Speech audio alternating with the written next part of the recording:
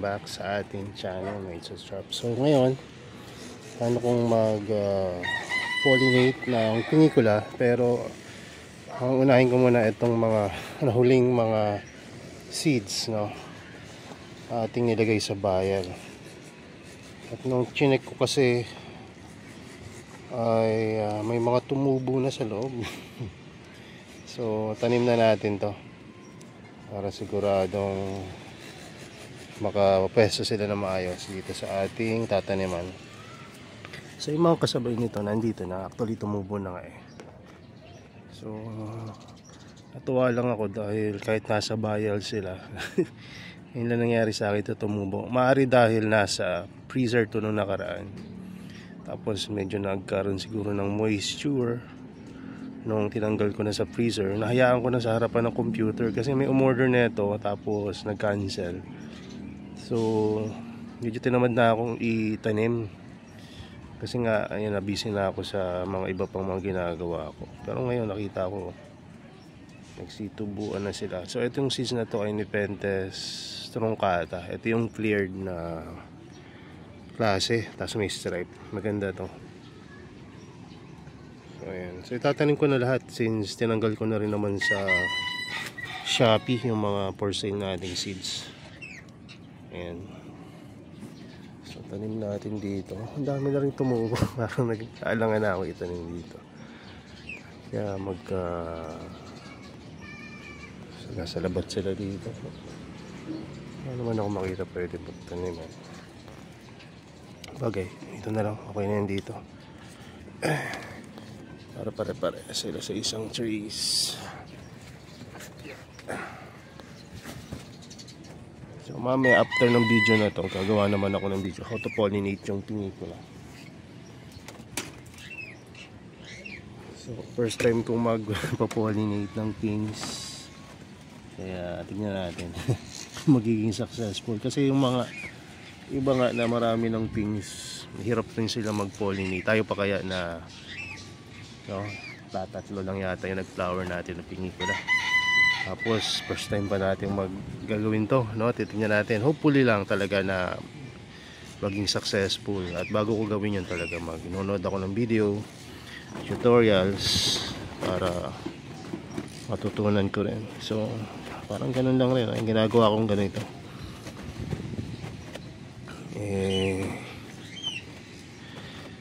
Ayan, no? Hopefully nakakatulong rin sa inyo kapag may mga bagay na kasi yung matutunan.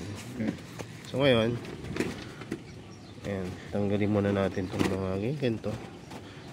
Kala nyo maliliit na bagay lang yan, mga tumutubong damo sa inyong medium, tanggalin nyo agad yan, huwag nyo hayaan lumaki. Kasi pag lumaki yan, magpuproduce ng seeds yan, kakalat nyo dyan, mapupuno ng mga ligaw na halaman dyan na ayaw nyong tumubo. Tapos makakapatay yun dun sa mga seeds na gusto nyo namang patubuin. So ngayon, tanim na natin ha. Huwag na natin patagalin. So ayan, na-set up na natin itong camera. So ito, nahin na natin to.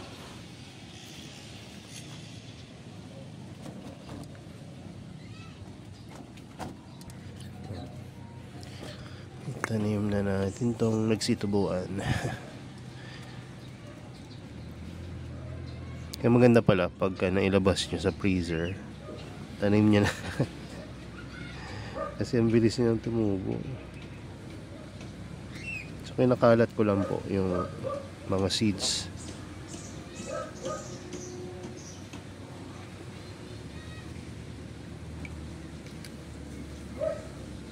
Siguraduhin natin na walang matitira sa loob kasi sayang.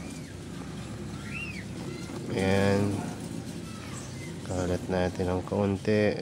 Tapos hilig kong gawin kapag naikalat na, ay diligan agad. So sandali lang kukuha ko ng pandilig kasi para kumapit yung mga seeds sa medium. Kasi pag hindi mo yan diniligan, pag hinangin yan, goodbye yung ibang mga seeds mo na nailagay mo na.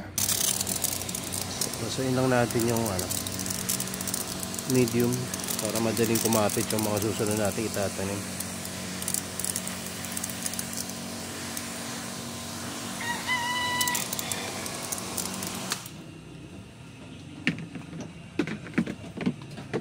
Ayan. Ito namang malaki. Dami na ito. Tapos may mga nag-germinate na rin talaga sa loob.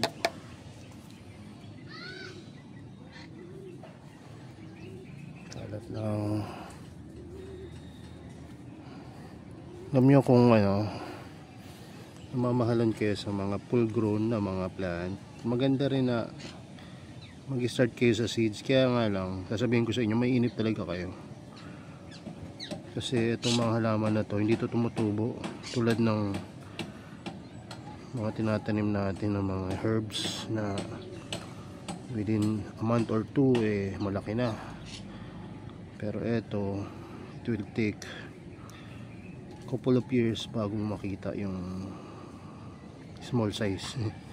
Pagka full grown, siguro 5 years pataas. Minsan nga hindi lang mas matagal pa kasi hindi siya nakalagay sa natural na environment kung saan siya nakatanim. Pero masasabi ko sa inyo, sulit naman kasi matibay. Hindi tulad ng mga bibini-bini nyong halaman na malalaki na agad. Mas matibay, hindi hamak talaga pagka seed grown. Less maintenance sila dahil matibay. At pagka seed grown, walang masyadong problema pag lumalaki dahil kumbaga acclimated, sanay na sanay sila sa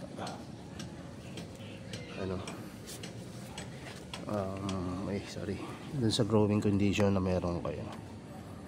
At ititrain nyo rin sila pagka maliliit pa, halimbawa mga isang taon na or kalahating taon nyo nang ninalagaan yung mga seed grown, i-train nyo rin or i-acclimate nyo rin doon sa mga medyo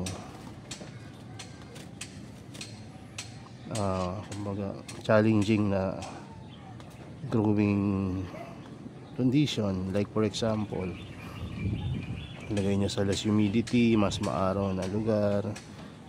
Considering na yung mga tanim nyo tulad ng ganito na magkakatabing tumubo, kasi kung isa-isa lang yan na tumubo tapos ihiwalay mo, medyo hirap sila pag marami sila, pansin ko lang na mas madali silang nabubuhay. So kung halimbawa isang pods lang naman ang binili mo or mga 30 seeds, ibudbud mo na yan sa isang maliit na paso para pag tumubo magkakatabi. So bakit na ginagawa yun? Dahil pagka mas magkakatabi sila, more humidity at distributed talaga yung init, dahil nga may mga katabi rin silang ibang seedling. Pero syempre sa umpisa, huwag nyo agad pahirapan. Although yung iba ginagawa yon at mabubuhay naman talaga. Actually pagka yung isang seed yung pinatubo mo sa full time, mabagal siya lumaki pero matibay naman. At napakadali niya mag-adjust. At nagpipicture siya kahit na hindi suitable yung kanilang pinaglagyan.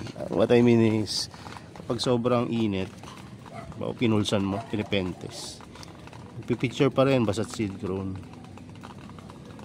Kasi sanay sila sa init doon sa lugar mo. Samantalang yung iba na hindi laki sa growing area mo, once na makaramdam niya ng low humidity at mas mainit na panahon or lakas ng hangin, minsan ayaw na niyan mag-picture. Lalaki pero hindi nagpipicture. So pero yung mga seed grown, titibay ang mga yan. Kaya ako tatanim ng puro seed grown para hindi ako mahirapan sa mga alaga ko.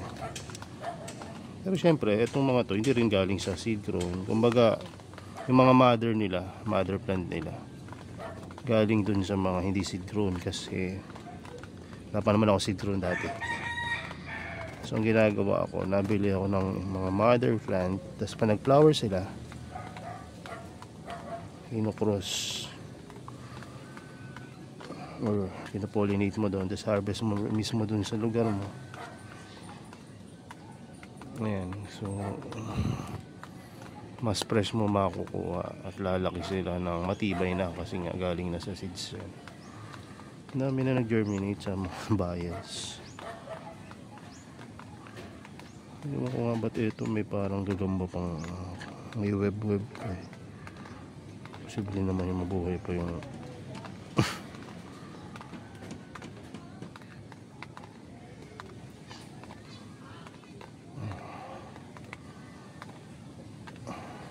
bagay. Meron pala akong ni-recycle dito ang bayal.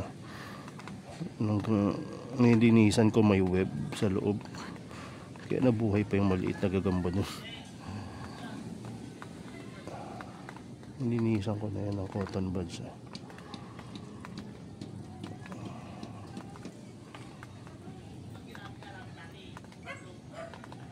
Nakakatawa rin. Kaya maganda rin talaga yung advice sa akin ng isa kong kakilala na huwag i-propagate yung plant, hayaan mo lang lumaki. Kasi pagka hinayaan mo lumaki, nagpa-flower sila, lumalaki sila, nagsi-self propagation rin naman. Hindi nga lang ganun kabilis, pero mame-maintain mo yung size ng mother plant. Tapos pagka nagkakaroon ng problema yung mother plant,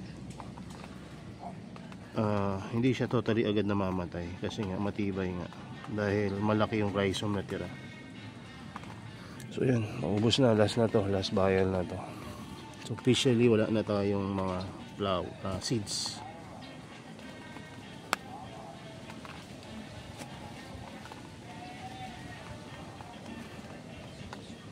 Yung umorder sa akin na ito, iba, tissue culture yata nila.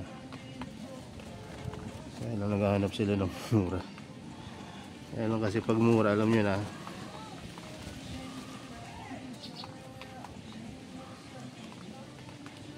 hindi ko naman pwedeng ibaba ito, dahil ang huli ko na ito ng mga fresh seeds eh. Yan, okay na, ano na natin ito, liligan. At i-update ko kayo kung tumuloy ba yung mga nag-germinate sa loob ng bayal. Kasi syempre 100% humidity yun pag nasa loob ng bayal eh, diba? So hindi ko na lang ito ilalagay sa mainit na lugar, shaded lang, para mas mataas yung chance na mabuhay sila. Sana bumaon yung mga nag-germinate, kumbaga hanapin nila yung medium, yun sila mag-anchor.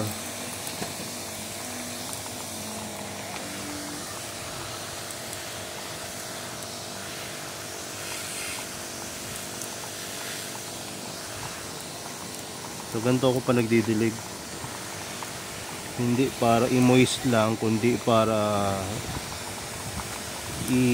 idikit yung mga seeds. Yan, okay na yan. Yan. So pakita ko sa inyo ano yung pinalabasan ng ating pagtatanim. So ito, yung mga tinanim natin, itong mga parang toge.